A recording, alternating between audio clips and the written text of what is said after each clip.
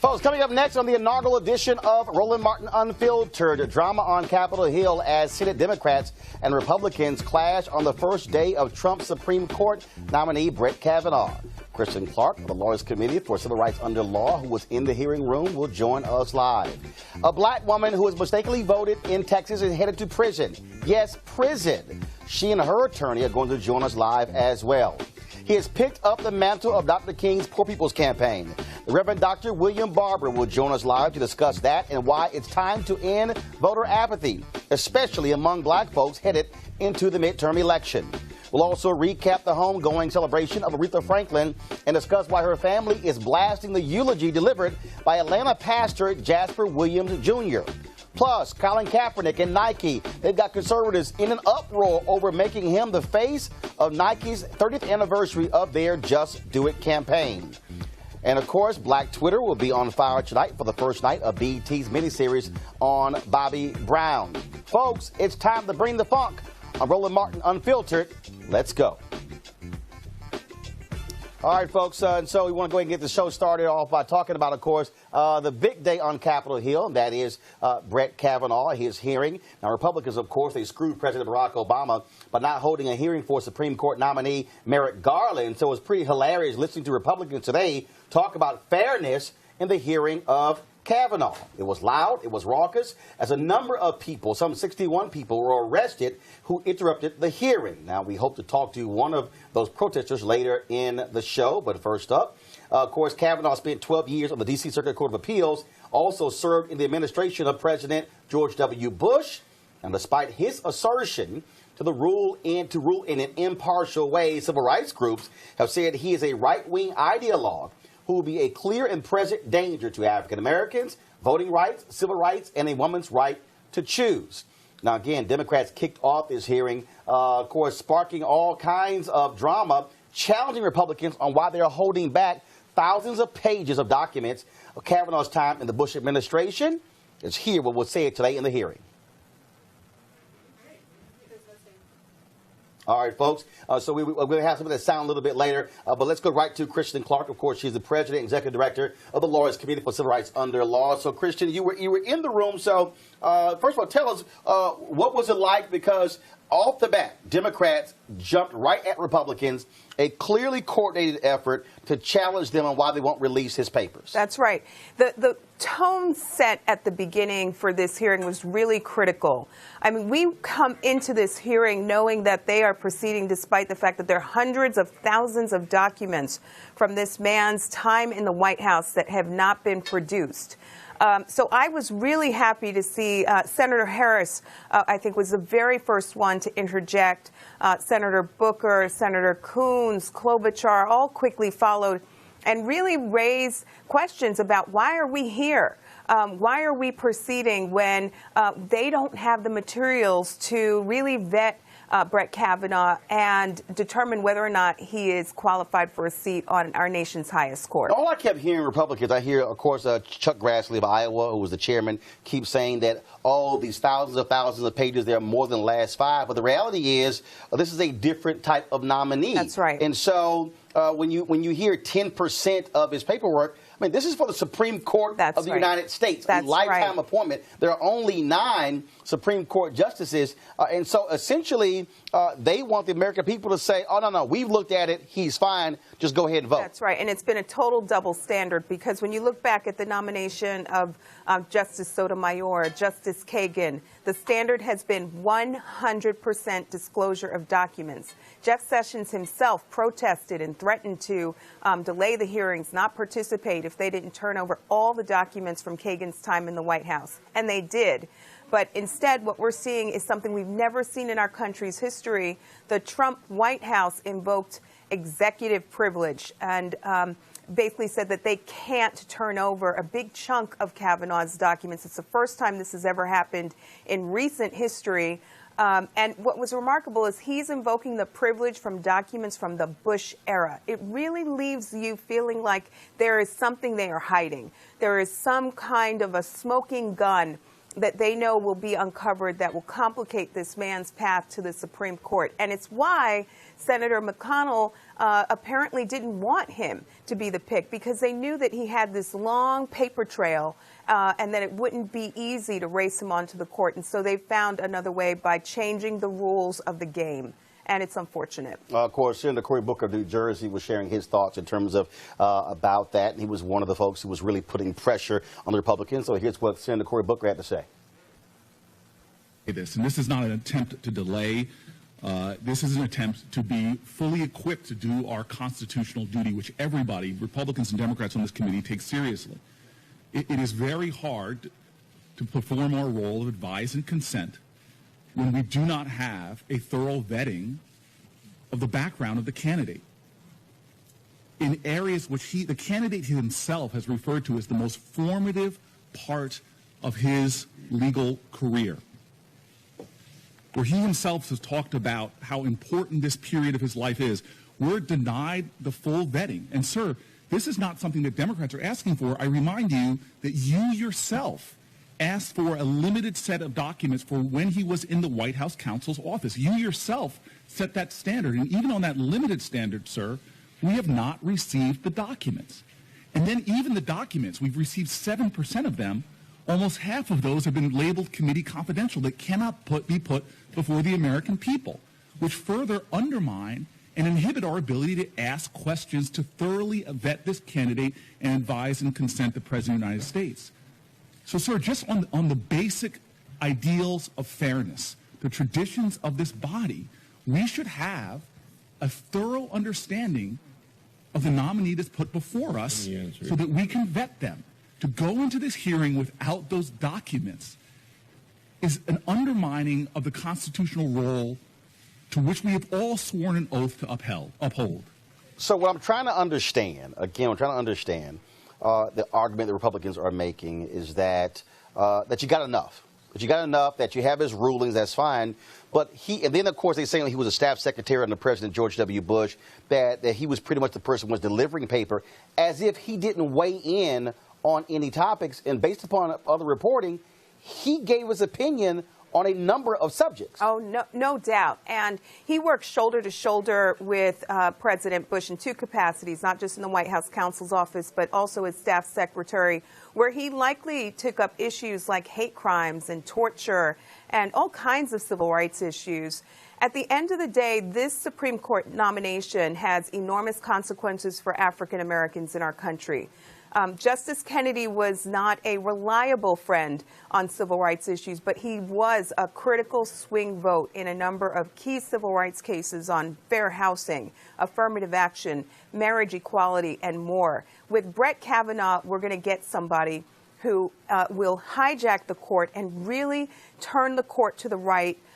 We will see revisiting of all kinds of precedents when it comes to civil rights cases that impact our lives as African Americans and people of color in this country. And the way that they're doing it by hijacking the American public and hiding documents from his time in the White House, I think means that if he gets confirmed, that he will have a cloud of illegitimacy that hangs over him during his entire term on the court. I am really grateful. There were two notable things about today. Senators Booker and Harris were absolutely phenomenal in speaking truth to power about civil rights issues and why this nomination matters for us. The protesters in the room today were notable. There were protesters interjecting at every phase of the day today. There were probably a few dozen people who were violently pulled out of the room, who were talking about the fact that they have pre-existing conditions, that they experience discrimination, and that they feel that they are in the dark, that the public is in the dark on this nominee, and urged every senator in the room to vote no. So it was a really powerful day. I hope that the American public is paying attention. A lot is at stake with this nomination. All right, Kristen Clark, we certainly appreciate it. Thank you so very much. Thanks, and of course, you'll be in the hearing room. Yes. We'll be talking about this obviously all week until the hearings are over. Again, earlier we were talking about the protesters. Some 61 people were arrested today, and one of those folks is Linda Sarsour. Of course, you know her work with the New York Justice League, and of course, very much involved with the Women's March, one of the co-organizers. She joins us right now. And so, Linda, you were one of the folks who were arrested. First of all, why did you feel it was so important to go to that hearing today, for you to express your viewpoint, and for you to eventually be let off in handcuffs? I'm here right outside Senator Chuck Schumer's office. That's where I'm talking to you from. And I was the first protester to stand up and say that this is a travesty of justice, that this was a mockery of the American people and of democracy. I stood up because I'm Muslim American. I'm a woman. I'm a daughter of immigrants. And I know that this administration is trying to implement their white supremacist agenda, even through their Supreme Court nominee.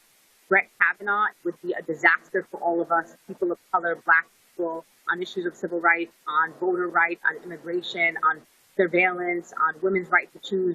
So I couldn't just sit back. I have two daughters, I have a son, and I was going to tell them that I stood up and did everything that I could. And I'm so proud of all the protesters who were people from across the country, including states like Alaska and Maine, from very important states with potential swing votes there, on Susan Collins and Murkowski. So we're hoping that something happens. We're also here asking Chuck Schumer to basically ask his members and whip his people to boycott. Why would you give legitimacy to a man like Brett Kavanaugh? Why would you even give legitimacy to grassroots and this lack of democracy, no transparency, no accountability? So we're here. You know us very well, Roland. We're not going to sit back and be silent. We're out here. And I'm very proud of 61 people who got arrested.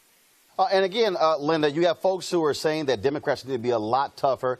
Frankly, they were not as adamant when President Barack Obama appointed Merrick Garland, even though I also argue vehemently that he should have appointed a black woman to the Supreme Court that would have put a different set of pressure on Republicans to at least give that person a hearing. And so, but pretty much folks are saying, look, Democrats can do whatever they want to. It's a guarantee that Kavanaugh is going to get confirmed. And so, to the people who say you're wasting your time, what do you tell them? This is not a waste of time. We were able to raise awareness amongst the American people. There are videos that are going viral that are allowing people to pay attention to their senators, both Republicans and Democrats, seeing who's going to put a vote on Brett Kavanaugh. The vote for Brett Kavanaugh is a vote against women, people with disabilities, people with pre-existing conditions, immigrants, I mean, all of us. And so this is a message for the 2018 elections and the 2020 elections, and it's not a waste of time. We also know that there are ways around this, that the Democrats boycott and forced to adjourn these hearings. And the Republicans have done this to us, Roland, so many times. Why are we not asserting the same power and the same rights and our elected officials are accountable to us. So we're not just here to stand up to the Republicans. We're here to stand up to the Democrats and say we need to be more bold. This is not about just rhetoric and little viral videos of you saying things that you think are important. This is about you actually taking action. That means not showing up to the hearing and getting all of our Democrats to unite together and say that this man is not a legitimate Supreme Court justice nominee, and let's move on and let's not take this vote. All right, folks.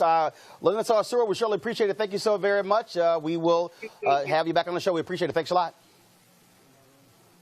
All right, folks, time for us to go to our panel to break this thing down. Joining me on my far right, actually, I'm sort of in the middle, so right in the far right. We have, of course, Spencer Overton, President and CEO for the Joint Center for Political and Economic Studies. Of course, we also have Liz Copeland. Liz, of course, she's with the Urban Conservative Project. And, of course, we have Dr. Greg Carr, Chair of Afro-American Studies Program at Howard University. Glad to have y'all in the house. Liz, you're the resident conservative. I'll start with you. Republicans are saying, look, you got enough papers. You got enough. But half a million. Yeah, 500,000. But that's sort of like saying if Sotomayor had 20,000 papers and you got 99% of her papers, but we're going to give 500,000 to you, that's still only 10% of his papers. I mean, I'm just saying, you at least have a better view of that? I mean, that's 90% that you're not seeing. That's a hell of a lot of papers. You lost me on the math. It's only about 42,000 papers from his time as secretary, White House secretary, that were in question. My understanding, those are the ones who were last night. Hold on. 42,000 papers that they released last night. Yep, and a day before. Y'all had enough time to look over 42,000 papers. Right. And then Chuck Grassley said, hey, we sent them as PDFs. Right. I mean, I'm a fast reader, but I can't read 42,000 papers in 15 hours. The reality is that's a fair criticism to say, if you want this to be transparent, we already have a lot of questions about the legitimacy of the president who's in the office and how he behaves and the decisions that he makes. Why the Republicans should have gotten all the information that they had available to them, and at least at a minimum, given all of the members of the committee an opportunity to postpone so they could review it. However, at the time, President Obama said elections have consequences, and 60+ million Americans voted for Donald Trump. And at that time, Donald Trump as a candidate said, hey, these are the people, and no other nominee did this before. These are the people that I'm going to put on the Supreme Court. So the American people knew what type of candidate, what type of jurist would be presented by this president, and they went to the polls and they spoke on this very particular issue. But Liz, I got to push back on you, and I'm going to go to Spencer on this one. Of course. Elections do have consequences. And a black man won twice. Yes, that's won true. Twice. And there was some 200+ days between Scalia dying and the election. And Spencer, they did not respect that election. That's right. And let's also remember, more folks voted for him than voted for Donald Trump. But they didn't have the Senate. Come on. He didn't have the Senate. Barack Obama didn't have the Senate. And Merrick Garland couldn't get out. But if you make the argument that I think it does matter. If elections have consequences, all elections. Why not respect the one that Obama won in 2012, Spencer? That's absolutely right. Unprecedented in terms of history, saying, hey, we're just going to hold this up and not have a confirmation was not unprecedented. Joe Biden on the Senate floor said, hey, during that judicial nominee, he said we should wait. And he has been on the record, when he was vice president, he forgot about that clip. When he was a senator, said, let's not do this. Let's not move forward with this judicial nominee. Joe Biden is the one who put Clarence Thomas on the bench. Well, that's your party. No. What I'm saying is that when you see the shoe on the other foot, this isn't about right or wrong. This is pure power. This is the stolen seat. Yeah. Let's be very clear. The Scalia one-off. No, I thought it was Neil Gorsuch. I thought Gorsuch was the stolen seat. No, I'm not talking about the guy who went to school with Kavanaugh. Okay. Kavanaugh is their dream pick. Who cares what Mitch McConnell wanted or didn't want? This white supremacist stole the seat for this pick, not the pick before. And then people say it's the pick before. No. Scalia was a one-off. But which white supremacist we're talking about? I'm talking about Mitch McConnell, that unreconstructed Kentuckian. Okay. When he stole that pick, it was for the day they could get the tipping point. Kavanaugh, there's a reason the United States didn't join the International Criminal Court. Condoleezza Rice got up and talked today. If we had joined the ICC, both them guys may be up for war crimes in terms of some of the things they wrote when we went into Iraq. But Kavanaugh, who was in the Federalist Society. He graduated from law school same year I did, 1990. I remember when they started the Federalist Society. Their long-range plan was to pack the courts. John Kyle is coming back here. The governor just appointed him to fill John McCain's seat. Kyle was the one who walked Kavanaugh around Capitol Hill the last couple of weeks, and the first thing he said at his press conference this afternoon was, I'm going back to get these judicial appointments done. This is their dream pick. This is the guy who's going to launch an attack on everything. And all these people who are saying that elections have consequences and going back and forth, let's see what happens when they can't terminate a pregnancy in these states that are going to outlaw abortion. Let's find out then what's whether or not interesting here that Lindsey Graham comes in and he says, well, look, Hillary Clinton, we knew what kind of a Supreme Court nominee she was going to pick, and then Republicans, we knew who they were going to pick. But it still is important, as far as I'm concerned, that you have a clear understanding of a person's viewpoint. So if a person sits there and says, oh, well, I don't have an opinion on that if the paperwork says something different, that means you lied. That's right. And so not being able to have that, look, we know a Republican president is going to pick a conservative justice. We know that this pick has gone through the Federalist program. He has gone through their system. That's right. He has been vetted. They know exactly how he's going to rule on Roe v. Wade. That's right. How he's going to rule on affirmative action. That's right. How he's going to rule on immigration. That's right. How he's going to rule on big business. That's how he's going to rule on the Second Amendment. They know that. But we still should know what that person has to say about critical issues like torture and like some of those issues that took place under President George W. Bush. Well, not only that, he prepped John Roberts. This is the guy who prepped John Roberts from the White House with that balls and strike BS.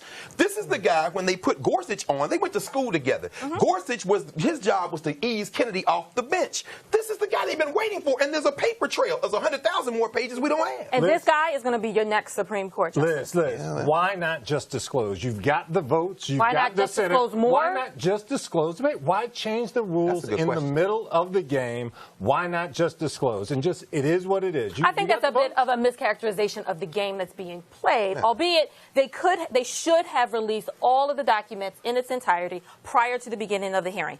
They didn't. And unfortunately, 480,000 documents was deemed sufficient. And the American Bar Association gave him a highly qualified ranking in not just his integrity, but in his jurisprudence. Let's not even talk about his integrity. First of all, they keep saying about this guy's an originalist. He's not. He's a textualist. They read the document, do whatever they want. But let's get to the ones the documents that we have. Okay. Let's get to the documents that we have.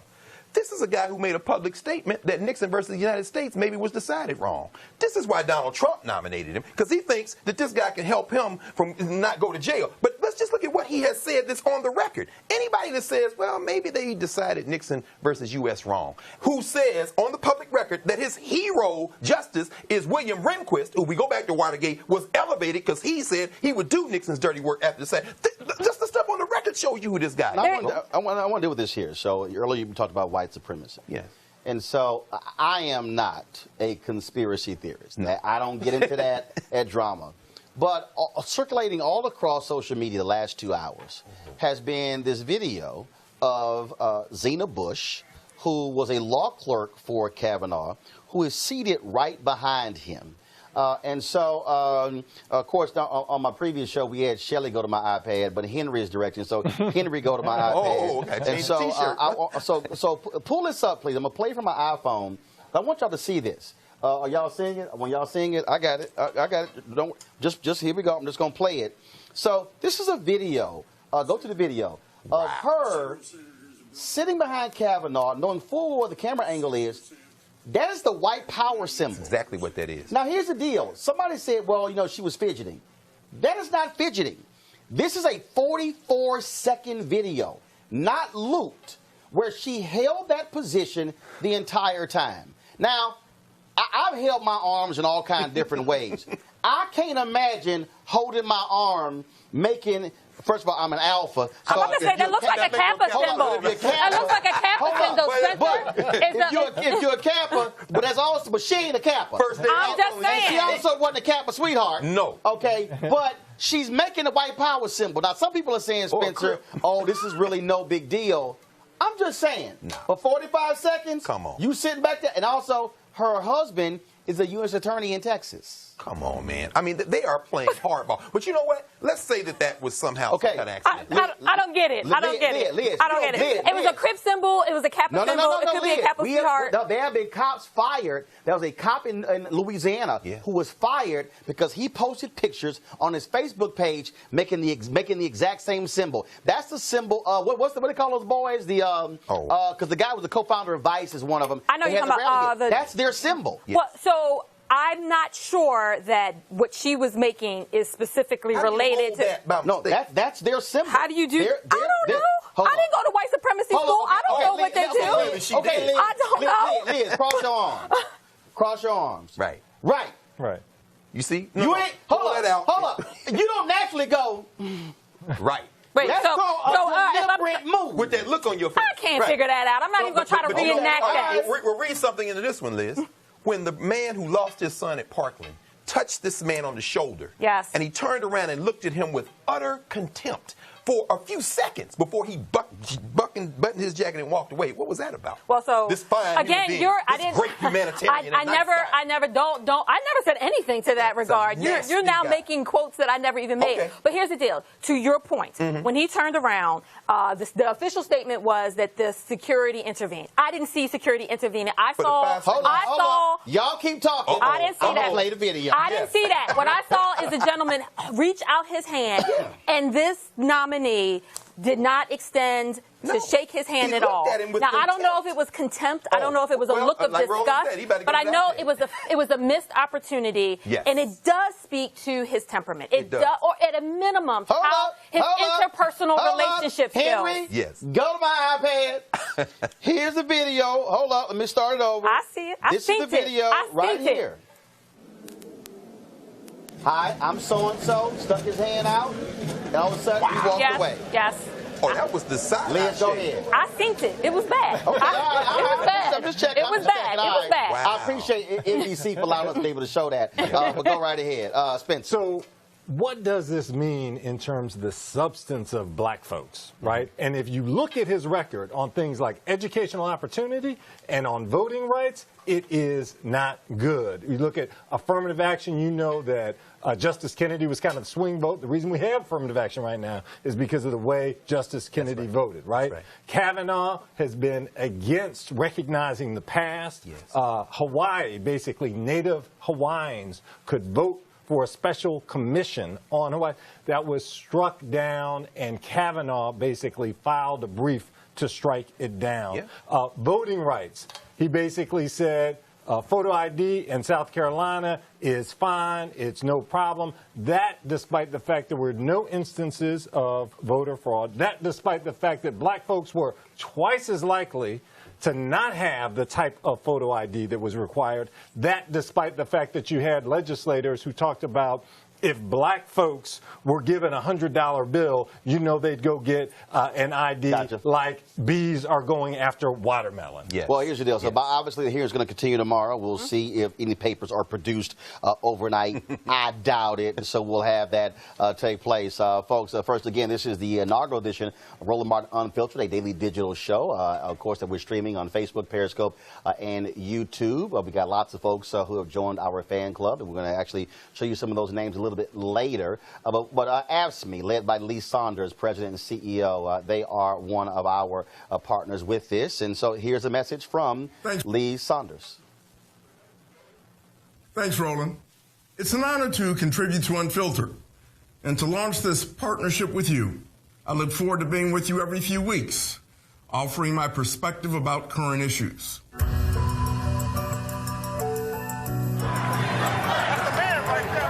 Back in April, Roland was one of thousands of people who traveled to Memphis to mark the 50th anniversary of the city's historic sanitation strike.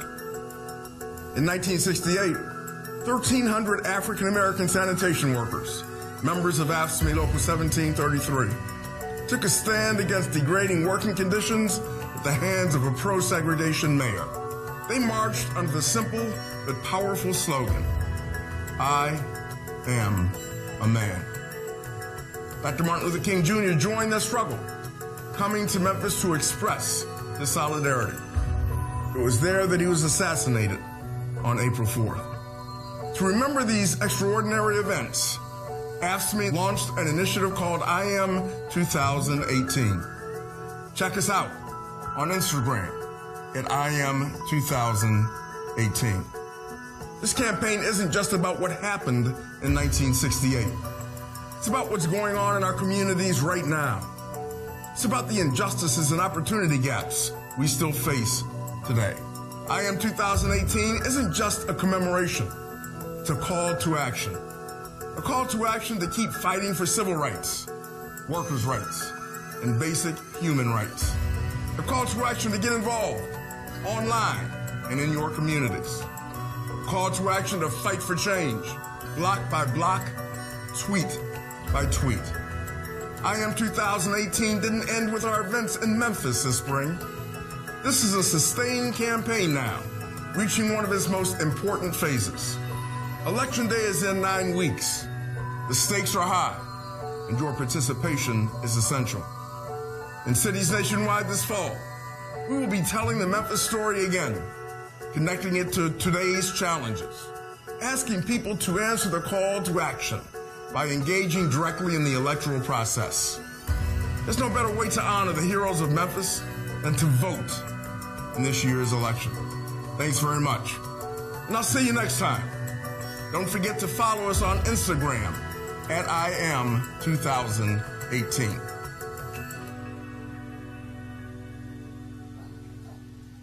Folks, imagine serving your time in federal prison, and then when you get out, there's an election, and you vote, and then you later find out that you were not supposed to vote. You might think that was an innocent thing until you're prosecuted. That's the case of Crystal Mason, a woman out of Fort Worth, Texas, who is returning to prison as a result of voting in an election. She says it was a simple mistake. No one told me I couldn't vote, and all of a sudden you're sending me back to jail. Crystal joins us right now, along with her attorney, Kim Cole, out of Fort Worth. Glad to have both of you here on Roland Martin Unfiltered.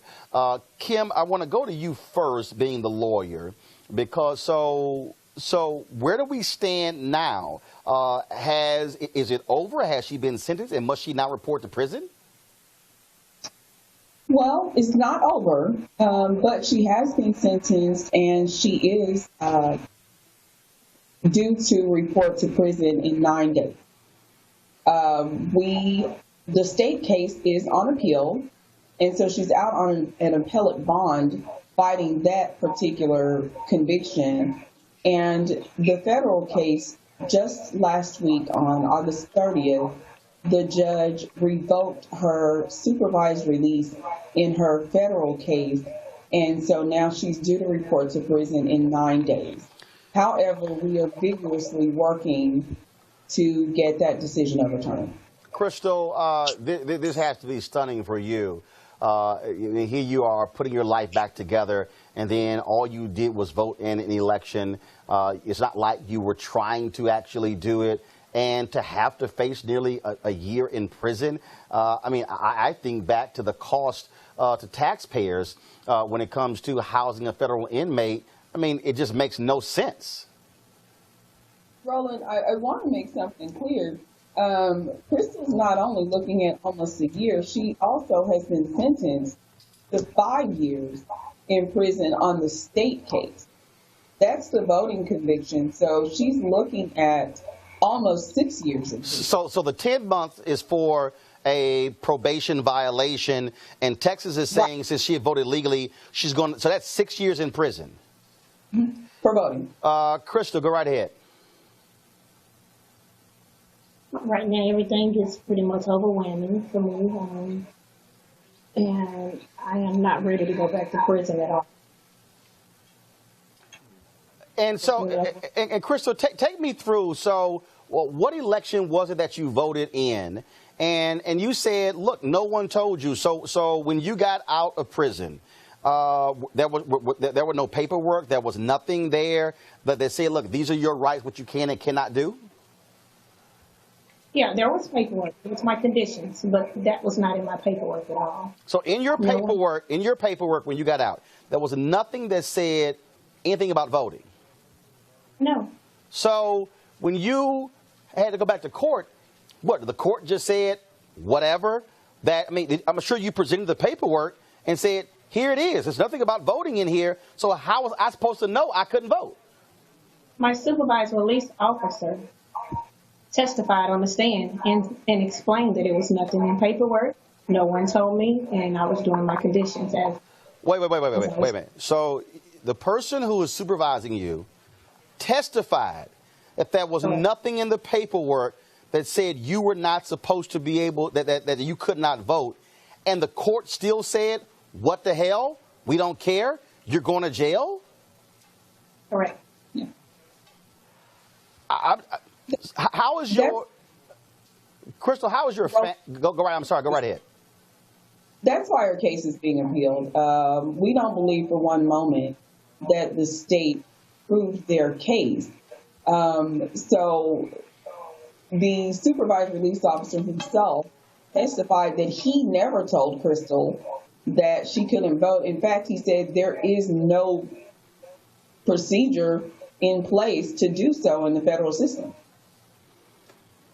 This is, I mean, it is baffling to me, again, that you are facing 6 years in jail, federal and state prison, for voting. Look, I mean, I understand the whole issue in terms of it's important to protect the ballot. Do you believe, Crystal, that this is a case where you have Republicans who control Tarrant County, who control politics in Texas, want to make an example out of you to prove their argument that there's massive voter fraud? Correct. Absolutely, Roland. Tarrant County is the largest red urban district in the country. They are very proud of this, and they want to keep it that way. This is a gross miscarriage of justice, and it is an intentional case of voter suppression. In this case, Crystal's neighbor personally called the Republican district attorney to have Crystal prosecuted. Nothing followed protocol, even from the district attorney deciding to prosecute Crystal, but also Crystal's sentence. Tarrant County is the same county where this boy killed 4 people and didn't get sentenced to prison. Wow. Wow. Crystal, go right ahead with your final word. Go ahead. No, I was going to say, and also earlier this year, there was a judge in Tarrant County who forged over 100 signatures to get himself elected. He wasn't sentenced to prison either. Crystal, your final comment, please. I'm just saying keep my family in your prayers. All right, then. We certainly appreciate it.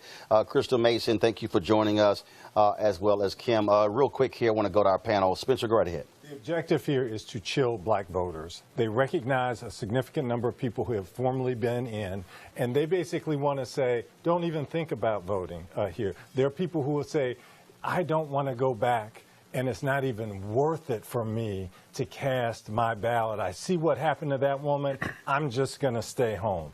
And so this is political. I'm very sorry for this woman. She is basically paying for all of us in terms of an attempt to suppress the vote. This also, Greg, shows the importance of that ballot initiative in Florida, where in November, 60% of the people cast their ballots to change the state constitution to restore the voting rights of formerly incarcerated. That's what this speaks to. Absolutely. You brought that up the other day on Tom Joyner when you were talking to Andrew Gillum. This is why. This is their last game. They're losing demographics. They're going to lose these elections. This is almost like the 2 years between 1865 and 67 when Andrew Johnson was in charge of Reconstruction. This is purebred intimidation.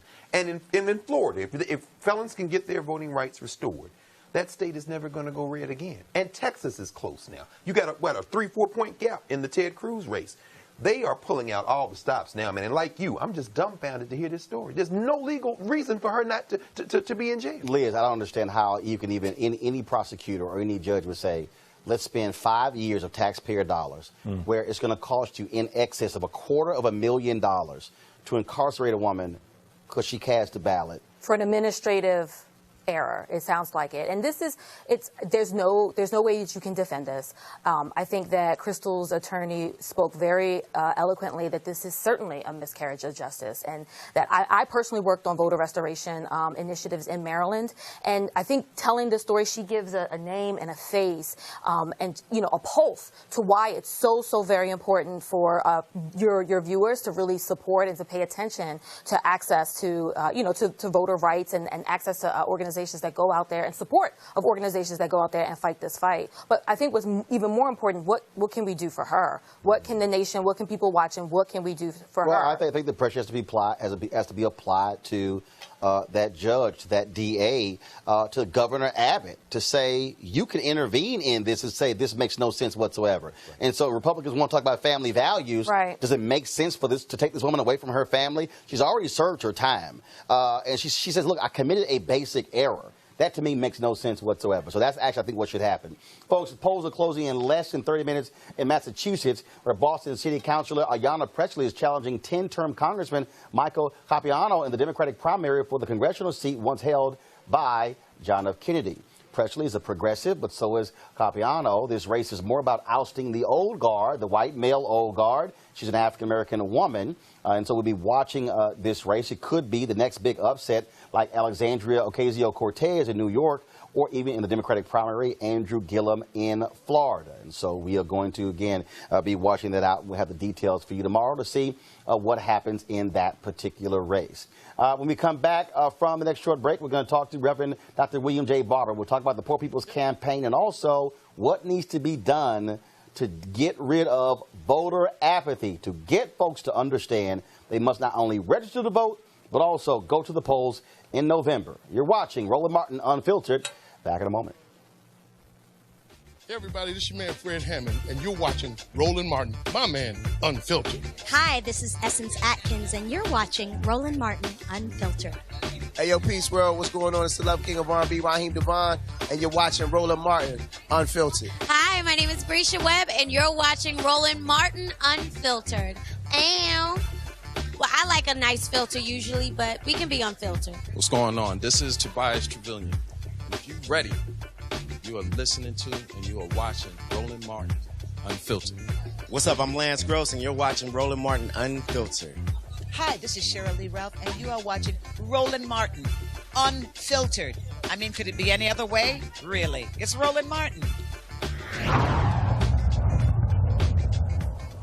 Of course, he is a strong man of the word. He is, of course, a former state conference chair of the North Carolina NAACP, a board member of the NAACP, and has been traveling all across the country with repairs of the breach, working with many other organizations for the Poor People's Campaign. Of course, they launched that, picking up the mantle of Rev Dr. Martin Luther King Jr. and the Southern Christian Leadership Conference, which was the last movement Dr. King was involved in before he was assassinated on April 4th, 1968. Joining us via Skype right now is Rev Dr. William Barber. Doc, you just heard me talk about that sister from from Texas. Here she is facing 6 years in prison because she didn't realize she wasn't allowed to vote. You and I have dealt with this whole issue of voter suppression and voter intimidation. That appears to be the Republicans' plan all across this country, not just in Texas, but you see it in your state of North Carolina, which I call the 21st century Alabama. Indeed. And first of all, let me just celebrate Roland Unfiltered and celebrate the work that you're doing in your panel. You know, you're exactly right. Voter suppression that we've seen and we fought in North Carolina and actually won against in North Carolina in many instances is the card that's being played. The most underreported story is not what Russia may have done, but what voter suppression in fact has done. Millions of votes were suppressed. In Wisconsin, for instance, where Trump won by maybe 30,000 votes, there were 250,000, almost 300,000 votes that were suppressed.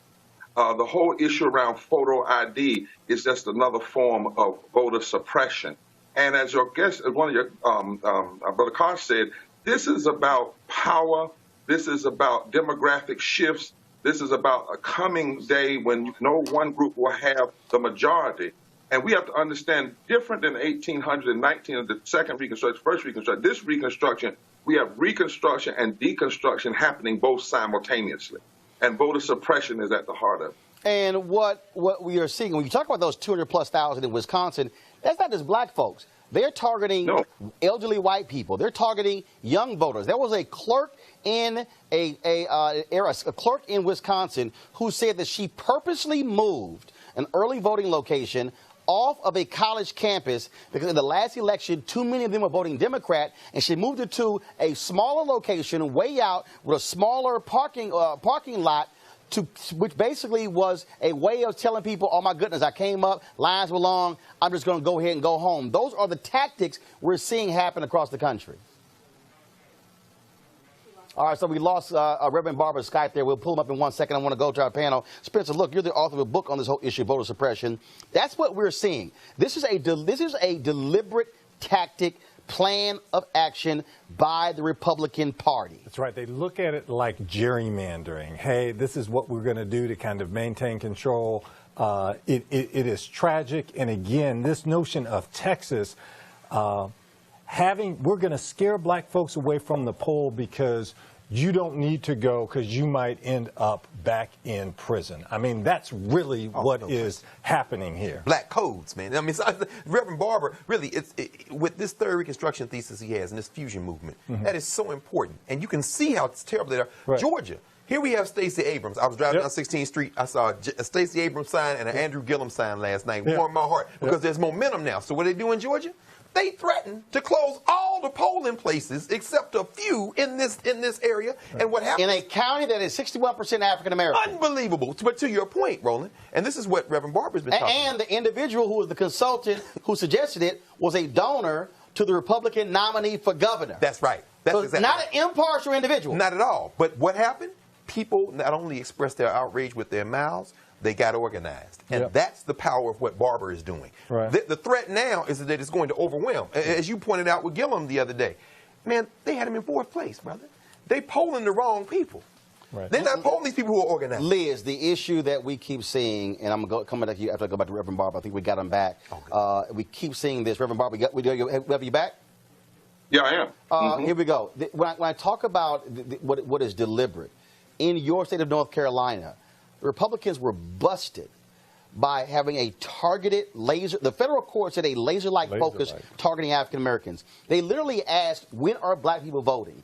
And 70+% of African Americans who voted early voted in the first week, which is why they eliminated early voting across many of these counties to have just one location. And at one point, there was even a chair who suggested one early voting location for Mecklenburg County, which is where Charlotte is, 900,000 people to only have one early voting location. That is deliberate. Well, and interesting, this court, not another court, this court that we have, the current Supreme Court, said surgical racism. Now, when people who tend to be racist in their decision have to call out the racist, that's pretty racist. And they said it was true. No question. No question. They said it was surgical racism. And what we have to, it wasn't just photo ID. They went after early voting. They went after same-day registration. We were able to prove that 50% of women didn't have, not just black women, didn't have the kind of photo ID they wanted. That it was impacting older people. One lady was over 95 years old, and it would have stopped her from voting, and she's been voting for 60, 70 years. But all of this is because, Roland, at the end of the day, the greatest opportunity is in the South. Southern states are really not red states or blue states. They are non-voting states. If you build black people and progressive whites and brown people in the southern states, you can turn about 5 southern states right now, North Carolina, Virginia, South Carolina, Georgia, Mississippi, Florida, and even Texas. If that happened, the whole political concepts have been torn apart. The solid South is down. The wall has been broken. And that's the great fear. The great fear is that we wake up in the South and we do fusion organizing. These extremists are no longer winning in the South by 12 points and 13 points. Many of them are only winning by 1 point. Some of them are winning by less than 20,000 votes in statewide races where you have hundreds of thousands of black people either unregistered who are registered but who are choosing not to vote. We can shift and they know it's coming. And Reverend Barber, we talk about that shift. One of the things that you and I have talked about is this voter apathy that we are seeing. People who are saying, look, I need to be excited. I need for somebody to energize me. But we're seeing black folks like Latasha Brown, like Adrian Shropshire, like DeWanna Watson, and others who are saying, you know what, we're not waiting on some Democratic Party. We're not waiting on a candidate. We're going to, frankly, raise our money. We're going to take our few dollars, and we're going to put it together, and we're going to mobilize and organize our people. We talk about Florida. Everybody keeps talking about get folks out to vote, but before you can vote in November, you got to be registered by October 9th. Right. And so talk about that in terms of what you are doing with the Poor People's Campaign to get people to understand that they must be mobilized and organized to register, then to get folks to the polls in November. Yeah, we don't wait to fight. We fight while we're fighting. We fight on both ends. And let me just give a quick point, Roland. A lot of people don't know the only state that stopped Trump down ballot in the South was North Carolina. That's because we fought, and we took back the governorship. We took back the Attorney General's office. We fought in the courts, in the street, and at the ballot box. What we are saying in the Poor People's Campaign, we now have 41 coordinating committees in 41 states. We're registering people for the movement who vote. And what I mean by registering folk for the movement, it means educating them that it's not just about a candidate. Health care is on the ballot. Your life is on the ballot. Voting rights are on the ballot. The environment is on the ballot. Criminal justice laws are on the ballot. We are telling folks there were 97 million people registered in the last election who did not vote. Black voting went down from 66% down to 59%. 765,000 of us who were registered to vote didn't vote, and Trump is in office because of less than 80,000 votes. We cannot sit back and have apathy. So what we're doing is canvassing.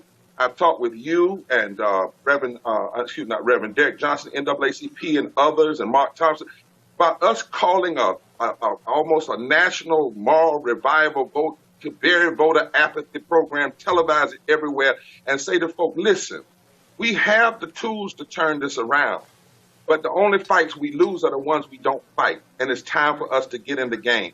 Nobody can sit home. I'm traveling everywhere I can, and we've been in Eastern Kentucky, Roland, with white people in Eastern Kentucky and Deep South Alabama. And I'm telling you, people are coming together around this fusion coalition. I told a group of white people, I said, at the end of the day, if you don't have a living wage and you don't have health care and you don't have money and you can't pay your light bill, we're all black in the dark. So we better get together and understand that if someone is a racist, they're also going to be anti-labor, anti-women, anti-gay, anti-Latino. They're going to be anti-healthcare 9 times out of 10. The same states that are voter suppression states, Roland, if you put them up on the map, those same states denied healthcare. Those same states denied living wages. And eerily, in terms of raw number, the majority of the people that get hurt by the people who get elected because of racial voter suppression are white. And in terms of raw numbers, not in terms of percentage of race. So we have to build a fusion coalition in this season to beat back all of this extremism. And that's what we're trying to do across the country. I wanted to give Liz an opportunity to weigh in on that. Liz, I keep saying, Republicans, they can talk a good game about trying to get black votes, but as long as they are denying black people the opportunity to vote, and with these tactics, which are borderline legal, the refusal to deal with Supreme Court gutting the Voting Rights Act, they are not going to get black votes. As Common said in Glory, freedom is like a religion to us. Right, right. I think it's telling. I mean, I don't know if any of you guys are in the GOP strategy rooms, but I am. And when they talk about winning elections, they really talk about Republicans against Democrats. And I've heard this, even in Maryland, which is a blue state. You know, we have a gubernatorial election right now. Governor Hogan. Blue state, Republican governor. Yeah, Republican governor. And so I've been in the room, and I have colleagues who are black Republicans as well, and especially in counties like Prince George's County, the most affluential black county in the country, and really gunning up support around a particular candidate. And party leaders have frowned upon our efforts to support a black candidate because that means that more black people, or well, no, more Democrats will come out. So which means more black people. Which means more black people. And so when I'm in the room, I have to stand up and say, wait a minute, this is important for us to make sure that we support a person. But I never feel comfortable bringing up the issue of race, because Republicans are not racist. There's no racism in the party, but it's that kind of, behind the scenes, hidden messaging about winning, the W's and the L's versus, the Republicans beating out the Democrats. But at the end of the day, when you're strategizing and you're looking at polling places and you're looking at the demographics of the district and down to the polling location, it's really about suppressing black vote. It's really about, they say it's about winning. They say it's about getting a conservative person in office. It's best for everyone. They don't talk about keeping black people out of the polls, but it does happen. It's happening in Maryland. I've seen it happen in Maryland. I've witnessed it personally happen. So, I think it's really important for everyone that's watching this that, I know you guys kind of talk loosely, fast and loose about the Republican Party as if every Republican is against or is trying to suppress black vote. But a hell of a whole lot. It is, and so it's hard for me to counter that. Just a racist. Because it happens. Not hard. It's impossible. Bottom line, you can say that there's no racism in the party, but there are racists in the party. Right. And suppression of votes of black people, I'm sorry, that's racist. Reverend Barber, final comment on this topic. Go ahead. One of the things that's going to have to happen is even black Republicans. We've had black Republicans before. My granddaddy was one. Benjamin Hooks was one. We're not dealing with Lincoln Republicans today or even Teddy Roosevelt's Republicans. We're dealing with straight power-hungry extremists who will cut deals with anybody because they had a plan. Nancy McLean wrote a book called Democracy in Chains. Everybody ought to read that book, how she connects what's going on now to a Nobel Peace economist out of Tennessee and the Koch brothers, and what their overall strategy, even down to changing the Constitution. But here's the deal. The racism is that we don't talk about. Somebody calls the N-word, okay. If somebody, holds a sign, okay. But the racism is not one Republican has called for the restoration of the Voting Rights Act. That's racism. Racism is when you couch the Affordable Care Act as being Obamacare, and when the majority of the people going to get help are actually white, but if you take it, but you have to frame it almost as it's something going to black and brown people to get people to be against it. Racism are the policies, resegregation, cutting public money for public education. Racism is knowing that there are 54% of African Americans who work for less than a living wage, and you don't support a living wage, and you know how it's devastating the community. This is the kind of racism we have to talk about, and it doesn't always come across nasty. In fact, it can be Gentile and follow parliamentary rules and the order. We saw racism today in the Kavanaugh. We saw the way in which they basically were saying, look, let's just move this through. You cannot tell me that if that was a black person being nominated for the Supreme Court, they would not have raised holy hell about everything that today they're saying it's fine. Let's just go along with it and it's okay. That's the real racism we got to deal with. All right then, folks. On Friday, thousands were in attendance in Detroit at the homegoing for Aretha Franklin, the Queen of Soul. She passed away, of course, at the age of 76 on August 16th. I was there as well as a part of that celebration. Here is some of the amazing eulogies that took place in Detroit at Grace Temple on Friday. All of her life, she supported the causes. She was a feminist before feminism was popular. She was a civil rights activist when it wasn't popular. She gave us pride, and she gave us a regal bar to reach. And that's why we're all here. We don't all agree on everything, but we agree on Aretha. She was the soundtrack of the civil rights movement. The other Sunday on my show, I misspelled respect. And a lot of y'all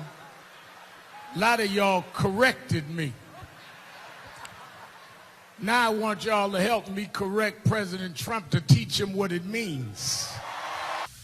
I was here for the Rosa Parks funeral and watched long lines at the museum for Rosa Parks, long lines for Aretha, long lines today. We have long lines to celebrate death and short lines for voting.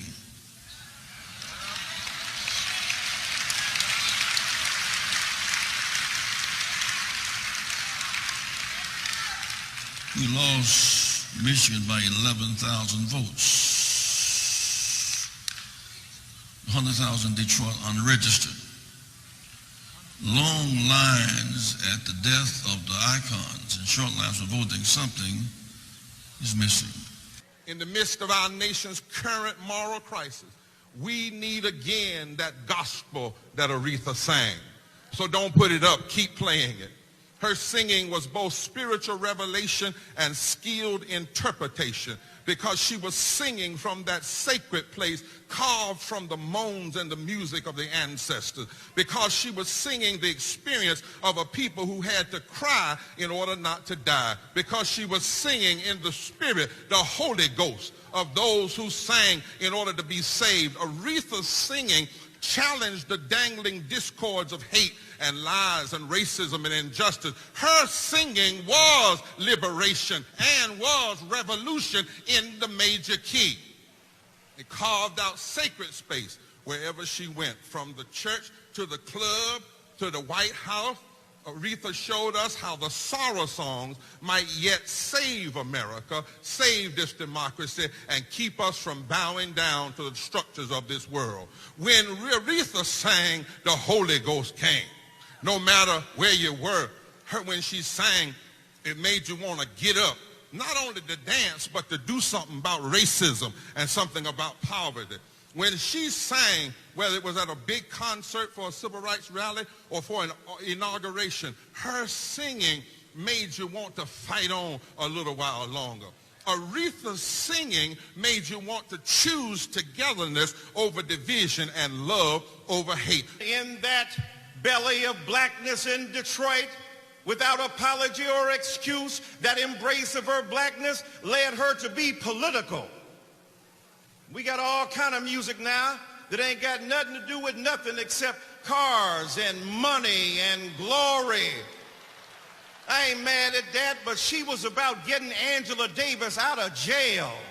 She was about working with Martin Luther King Jr. and Jesse Jackson and Al Sharpton. She was about transforming the existence of Black America.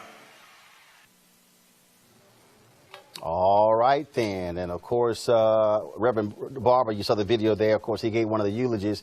And when the Williams brothers and Vanessa Bell Armstrong took the stage, y'all got Reverend Barber there? Pull up Reverend Barber.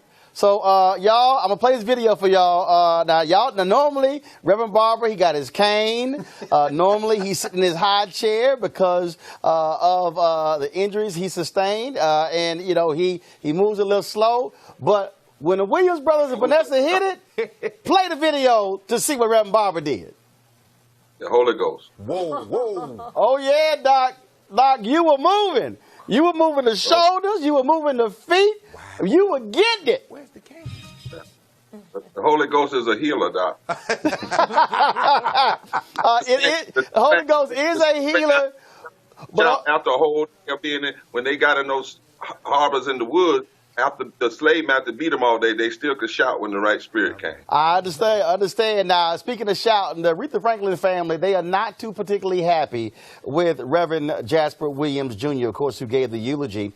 He was blasted by many people for what he had to say, and then he held a news conference on Sunday where he defended what he had to say. Well, last night, Vaughn Franklin released a statement to the Associated Press. I talked to Vaughn yesterday as well, and where the family blasted, calling his eulogy offensive. And Reverend Barber, a lot of people were surprised that the Franklin family would come out with that statement, and they said simply there was nobody in the family who was happy with what he had to say to eulogize Aretha Franklin. Well, you know, that's a very sensitive time, and the family has a right to speak and should speak. I've been trying to preach this gospel now for 30 years. A eulogy literally means means good, and logia means words, so it's supposed to be good words about the person who is deceased. You know, it's not a time to say things that, first of all, many of them need to be challenged. The facts, the stat, this generalization that, you know, we've lost our souls.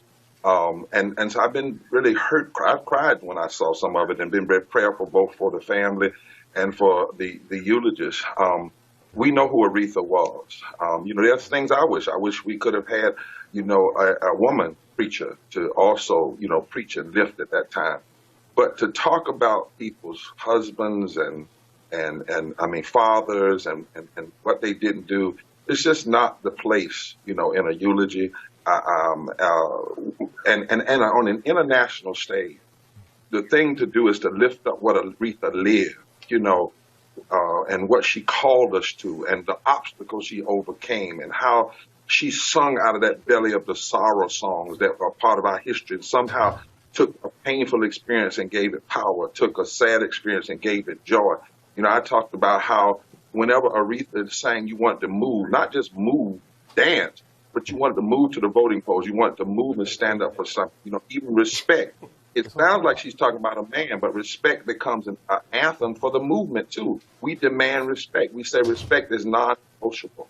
So I pray that the singers and the other people that spoke have helped to bring healing to the family and have helped to speak to the nation more clearly about who Aretha was. I did see something where the pastor said something, did a press conference apology, but I also don't want to get distracted too long there because Aretha is yet singing and we got work to do. We have work to do. Rev Barber, we appreciate it. Thanks a lot.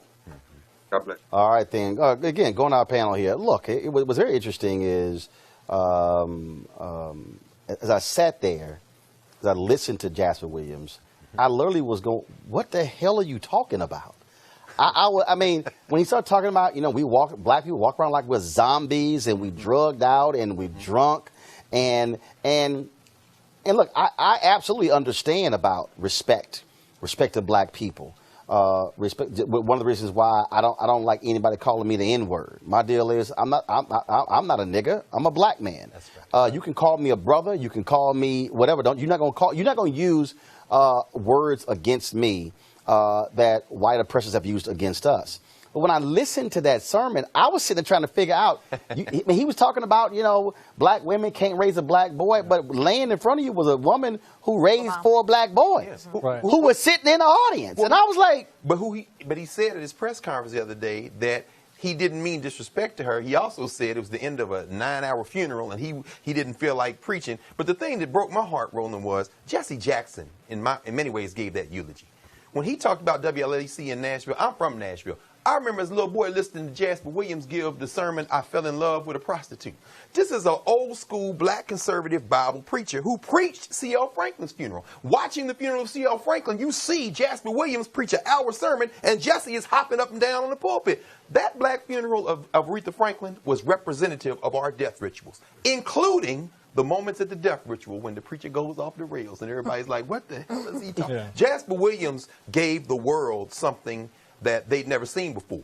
They'd never seen him, but he introduced himself to the world in a way that even undercut his own genealogy. Well, the beauty of black church, right, is it's not based on kind of white standards, right? It's completely free. But that also means that we've got to call folk out, right? When they're out of bounds. Right? Well, I'm not against that. What I'm saying is that calling Jasper Williams out requires us to be honest about the genealogy of the black church, because there's also silences. There were people who agreed with Jasper Williams. And I'm saying that the complicated thing for me about Jasper, and I'm just not defending Jasper Williams. Right. I'm saying there's a whole line in terms of the black church. That's why he was there. It wasn't that they just picked him out of clean air. And I know the Franklin family is now backing up. Well, no, and what he did was, of course, he did C.L. Franklin's funeral. He did several other Franklin family members who died as well. Liz, but what really got me was when he had the news conference. When he was asked, okay, you laid all these things out, what's your plan? Well, I'm not really going to share that right now. That's a conversation black folks should have among themselves. And I'm going, wait a minute. You just spoke to an international audience. Now you got a news conference. And you got more cameras there than you would have normally in a pulpit. And now you don't want to talk about your plan?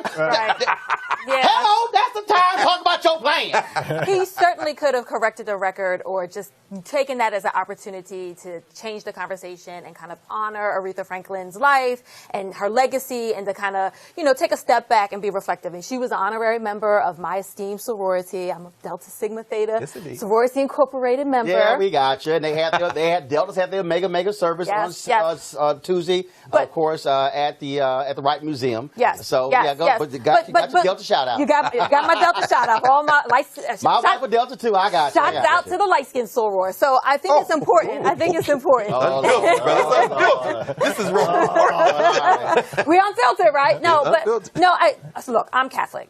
And I was watching the ceremony because, you know, like not all of my family members are Catholic, and I've been to the black church, and I get it. It's a gathering. There's some black Catholic churches. I grew up in one of them. There's some black Catholic churches, but they never reach the level of an AME, right? They never reach the level. They never do. Obviously, you ain't been to the right one. I've been to. That's right. I'm just letting you know, Liz. That's right. All right, I'll take your word for it. Hey, look, listen to St. Augustine Catholic I'm just letting Church, you know. the meeting in the Catholic church I grew up in was founded in my grandparents' living room. Okay. I've been to a black Catholic church. Roman Catholic. Roman Catholic. Yes. Okay, all right. There's more than. I mean, maybe they were Episcopalian saying they were Catholic. I don't know.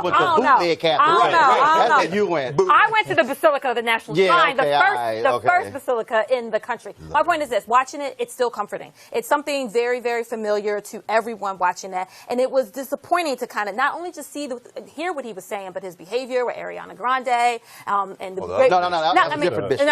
The other bishop. Jasper wasn't on stage when that happened. You talking about Bishop Ellis. Yes, but just the behavior, and then Black Twitter or all Twitter just kind of erupting about the behavior of black men in the position of power when they have positions of authority in our churches, and it just kind of creeped out until, you know, kind of casting a really wide blanket and generations on everyone. All those things happened, and then you had Stevie Wonder who came on and basically rebuked what Jasper Williams had to say. Gladys Knight brought it home as well. No question. And so at the end of it was 8 hours and 50 minutes. Okay, right. It started, the prelude was at 9:30 a.m. Man, and it didn't. Jennifer Holiday didn't sing her last note until 6:50. And here's the deal. Okay, all these black people are like, oh my God, it's so long. Don't act like y'all ain't never been to no long funeral. Come on, for somebody didn't nobody know. But what about Chuck Woolery? His tweet saying that it was distasteful, and that was offensive. Like who is he? And that's the beauty. But why is he critiquing? Why did he get a chance to critique it? Because he's irrelevant. So I mean, but the whole it got picked up on the media. But of course, which we don't control, which is hence why we have our own show here. No question. Okay, I mean, let's think about this as well. Here's something that very few people commented on. Louis Farrakhan is sitting on that stage. He didn't speak, but he was there. Barack Obama was not. Oh, they were mad as hell. Farrakhan was there. I'm sure they were. But here's the thing: because that was a black space, Bill and Hillary Clinton had to sit there and bear it. Meaning what?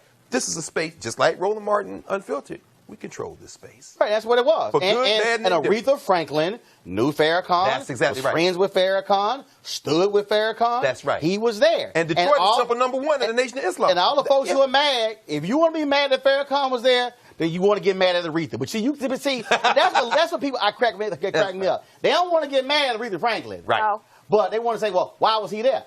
Because he was a friend of hers. Yeah. No question. I'm like, whatever. All right, folks, we're going to take a break right now. First of all, let me explain to you. Roland Martin Unfiltered is supposed to be a 1-hour show, but we're live streaming it, so we went overtime our inaugural show. What the hell? It happens. So we're going to take a break. We're going to come back. We're going to talk about Colin Kaepernick. I know y'all got something to say. I got to go. What's wrong, Liz? I got to go. I got to. You ain't got nothing to say about Colin Kaepernick? What? You wear Adidas? Is that what it is? Republicans buy sneakers too, ain't they? Take a break. We'll be right back. Roland Martin Unfiltered. We'll talk Colin Kaepernick and Nike.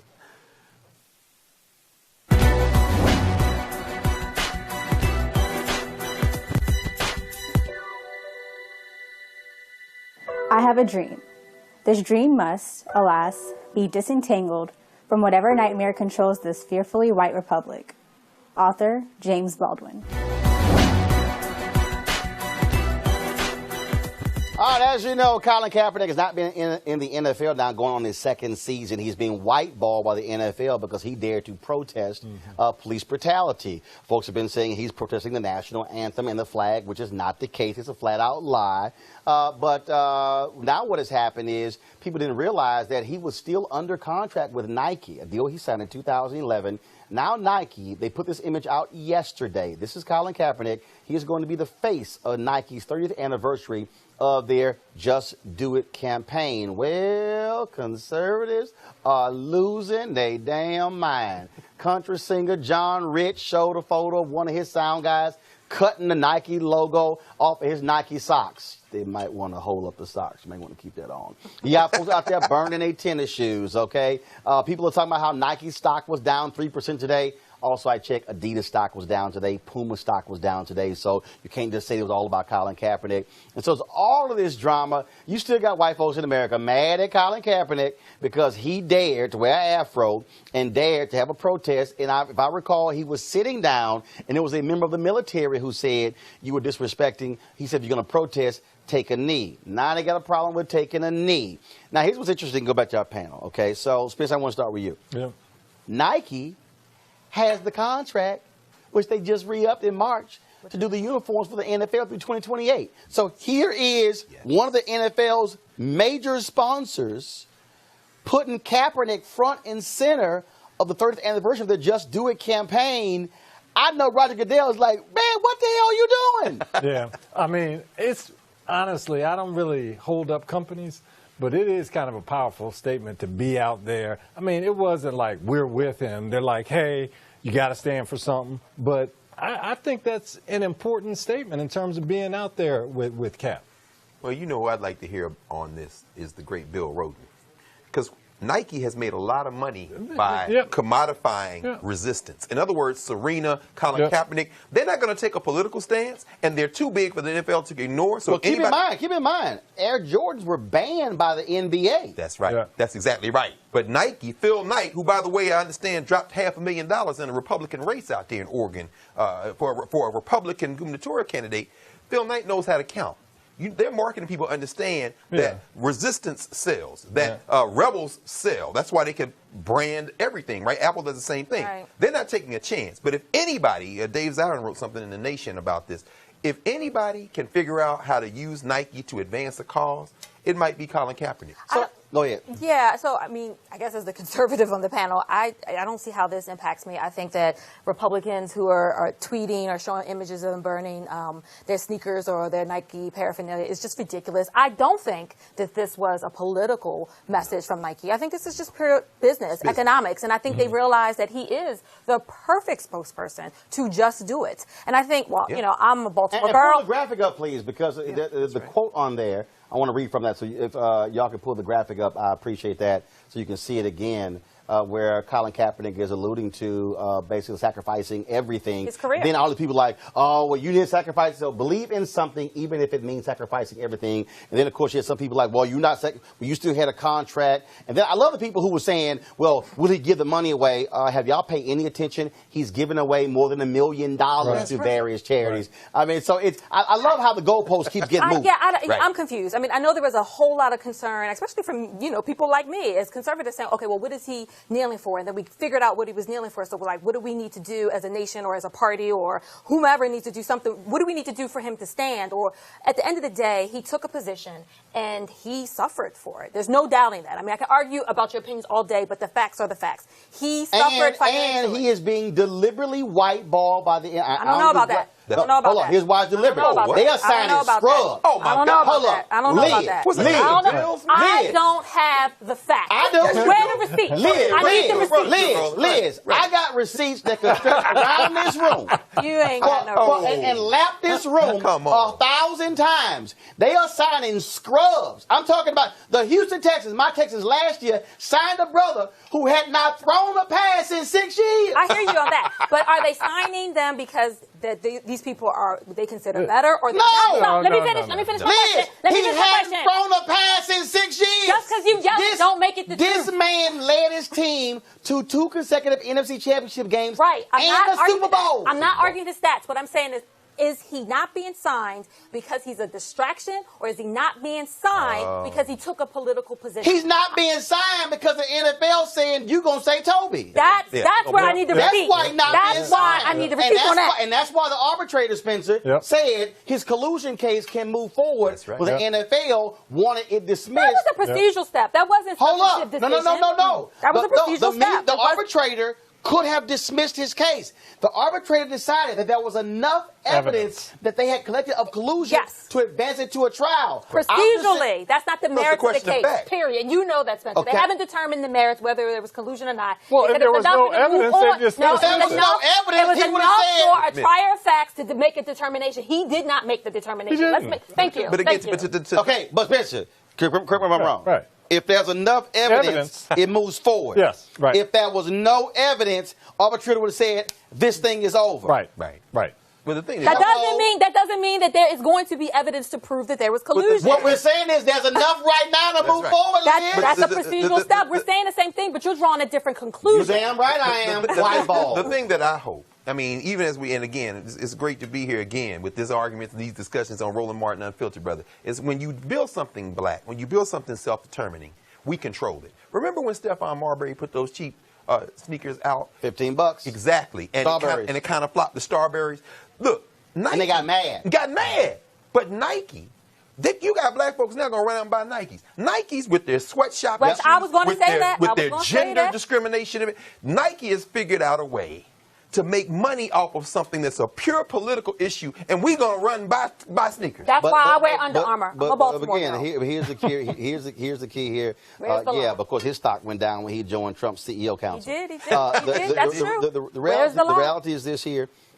I have no problem with what Nike is doing. If a company is making money, first of all, they also announced that proceeds for this line they're going to be developing with Kaepernick are going to go to his initiative as well. Okay. And you have that going on. Yes. And I can't wait when they come up with the I'm with Cap. And I've been texting Colin Kaepernick. We've talked about this. He's coming out with his own jersey. So versus buying his San Francisco 49er jersey, which means you're benefiting the NFL. Yeah. And here's the thing, Liz.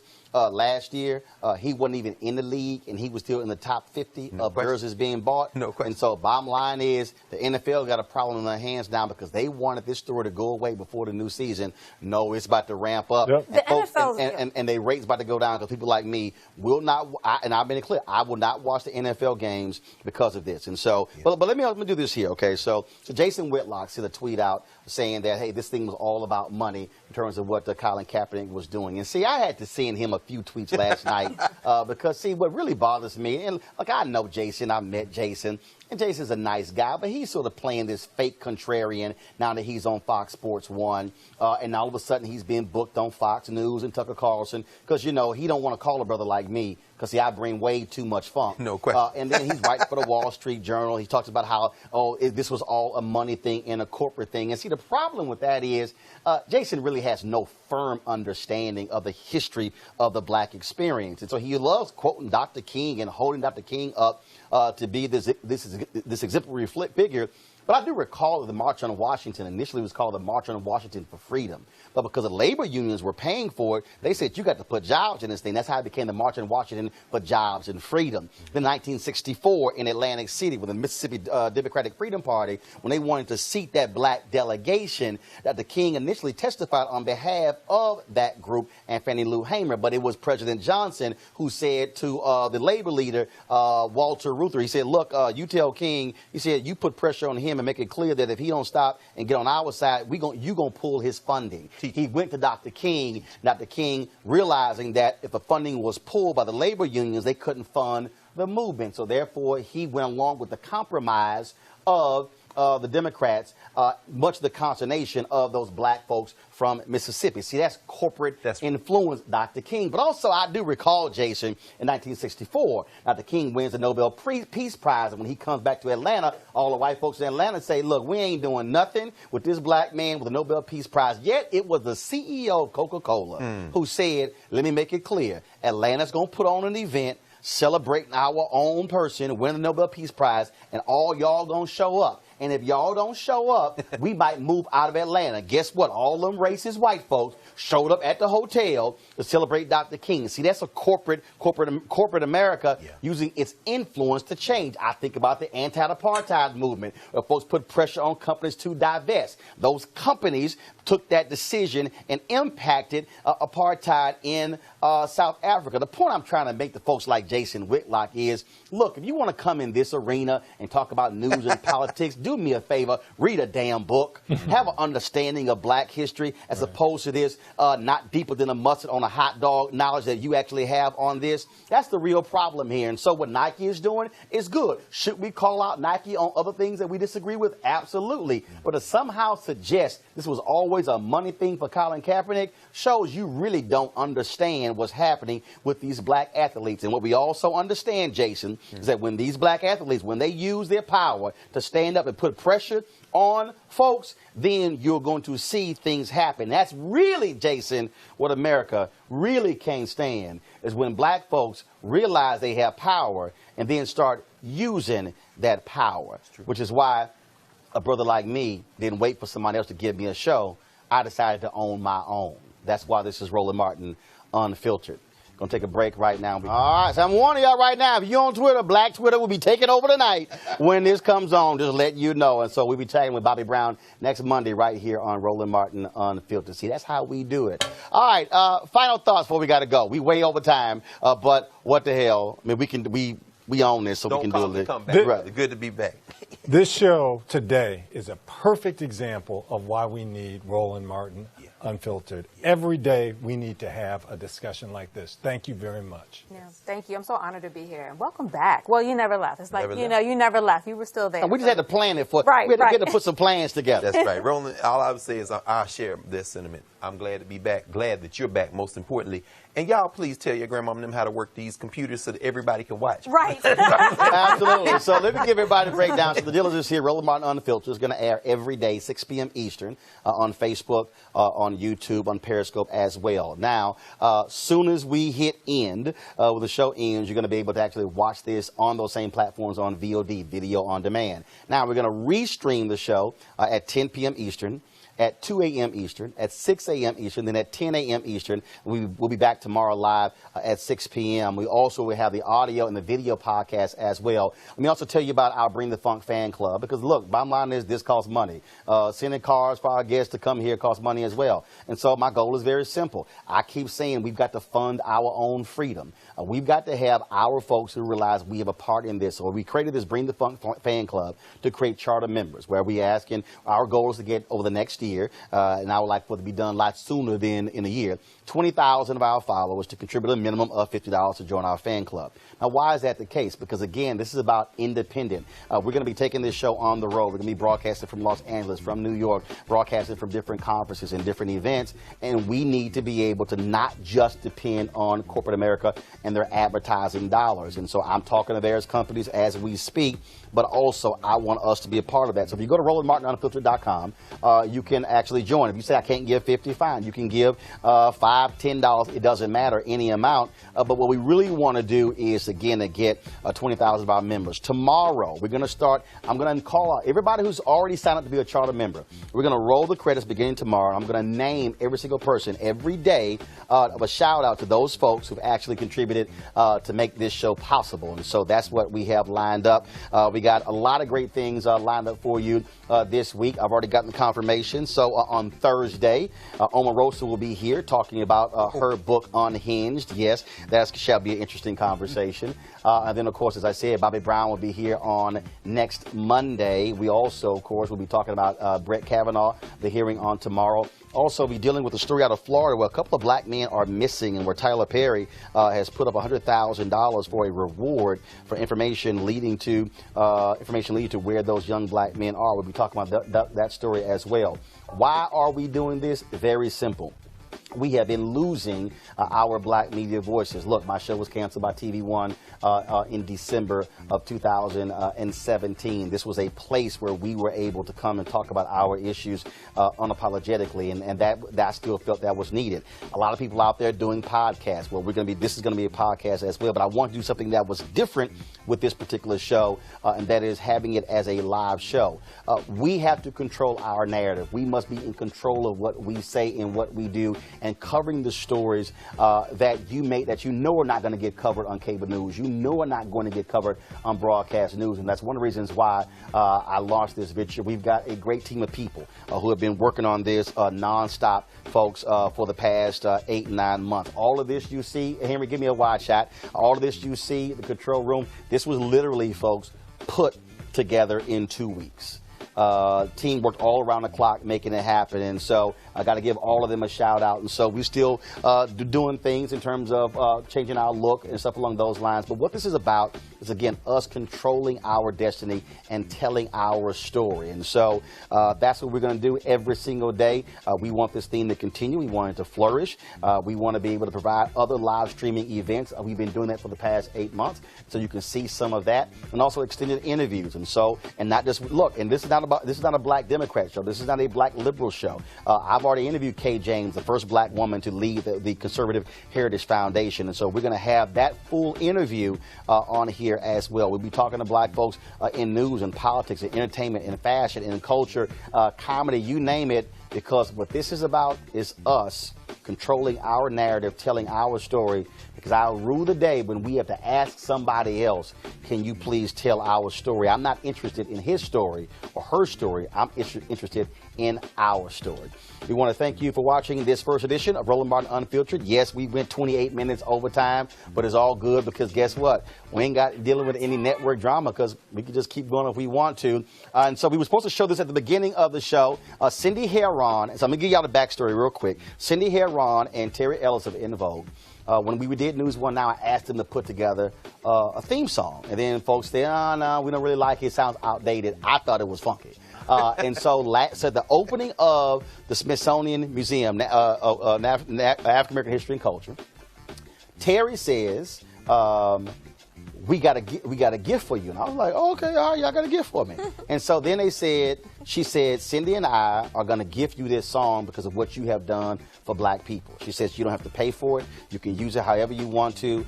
Slick was the producer of this. And so this video is actually supposed to run at the beginning of the show. We're going to close with this video. But the song you're hearing, the voices of En Vogue members, Cindy Heron and Terry Ellis, and this song is produced by Slick. Folks, I shall see you tomorrow right here on Roland Martin Unfiltered. Holla!